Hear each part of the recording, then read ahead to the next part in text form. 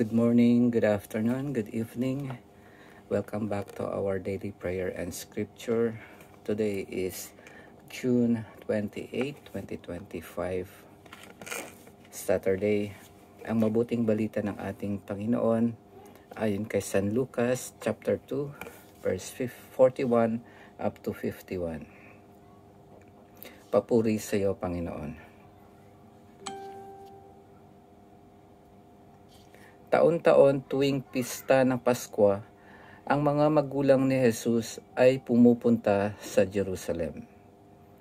At nang 12 taon na siya, pumaroon sila gaya ng dati nilang ginagawa. Pagkatapos ng pista, sila'y umuwi na. Nagpaiwan si Jesus sa Jerusalem, ngunit hindi ito napansin ng kanyang mga magulang. Sa pag-aakala ng isa na si Jesus ay kasama ng isa, nagpatuloy sila sa maghapong paglalakbay. Nang malaman nilang hindi siya kasama, siya'y hinanap nila sa kanilang mga kamag-anak at kakilala.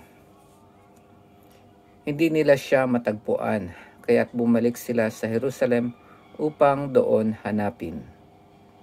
At nang ikatlong araw, natagpuan nila si Jesus sa loob ng templo, nakaupong kasama ng mga guro. Nakikinig siya sa kanila at nagtatanong. At ang lahat ng nakarinig sa kanya ay namangha sa kanyang katalinuhan. Nagtaka rin ang kanyang mga magulang nang siya'y makita. Sinabi ng kanyang ina, "Anak, bakit naman ganyan ang ginawa mo sa amin? Balisang-balisa na kami ng iyong ama sa paghahanap sa iyo." Sumagot siya, "Bakit po ninyo ako hinahanap? Hindi ba ninyo alam na ako'y dapat na nasa bahay ng aking ama?" Ngunit hindi nila naunawaan ang pananalitang ito. Siya'y umuwing kasama nila sa Nazaret at naging isang masunuring anak. Ang lahat ng bagay na ito ay iningatan ng kanyang ina sa kanyang puso. Ang mabuting balita ng ating Panginoon. Pinupuri ka namin, Panginoong Hesukristo.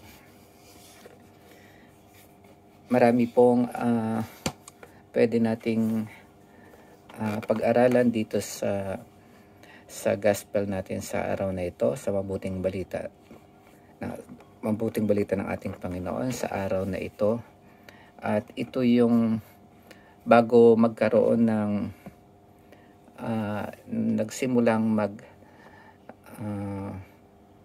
magsimula ang Panginoon sa kanyang mission nung 30 years old na siya. Parang ang naalala ko, ito yung parang last na kwento nung bata pa siya, hanggang 12 years old. Dito pinapakita yung parang maliban doon sa presentation niya sa temple, ito yung una at huli niyang pagpapakita sa templo.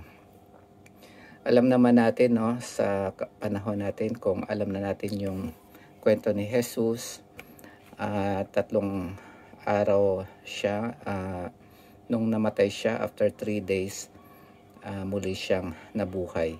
Dito naman sa kwento ngayon, 3 araw siyang nawala at nakita siya ulit doon sa templo. At dito, pinapakita din na nandun yung pagiging tao ni Jesus bilang ganap na bata at ganap na tao. At ito rin dito, bawat taon 3 beses silang pupunta sa templo, lalo na kapag lalaki at kapag nasa tamang edad na, at lagi silang magbibigay ng alay doon sa templo. Pinapakita lang dito na si Jose at Maria ay sumusunod sa mga batas noon. Ganun sila ka-faithful sa pagsunod ng mga batas noong unang panahon. Tsaka yung sinasabi ng Panginoon na saan nyo ba ako dapat hanapin? Doon nyo lang ako makikita sa bahay ng Ama. Ang pinaka-mensahe siguro para sa atin sa gospel na ito ay kapag tayo ay nawawala, maganda na doon natin hanapin ang ating sarili sa bahay ng Ama, sa bahay ng ating Panginoon, sa bahay ng ating Diyos.